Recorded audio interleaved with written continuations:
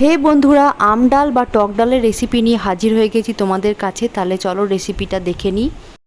আজকে আর একটা নতুন জিনিস দেখাবো, সেটা হলো প্রেশার কুকারে আলুর সাথে মুসুর ডাল কীভাবে একসাথে সেদ্ধ করা যায়। প্রথমেই আলুটাকে দিয়ে দিয়েছি প্রেশার কুকারের মধ্যে, তারপরে অল্প পরিমাণ ডালকে ভালো করে ধুয়ে নিয়েছি, তারপরে এমন পরিমাণ জল দেবো যাতে ডালটা ডুবে থাকে, তারপর 1 চামচ সর্ষের তেল দিয়ে প্রেশার কুকারটা লাগিয়ে দিয়েছি।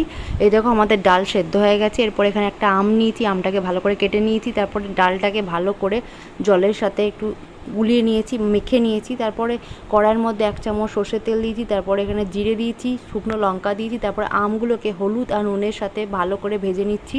আর একটা জিনিস বলা হয়নি, প্রেশার কুকারে যখন এরকমভাবে প্রেশার কুকারে যখন ডাল সেদ্ধ করা হবে তখন 3 থেকে 4টে সিটি মেরে নিতে হবে।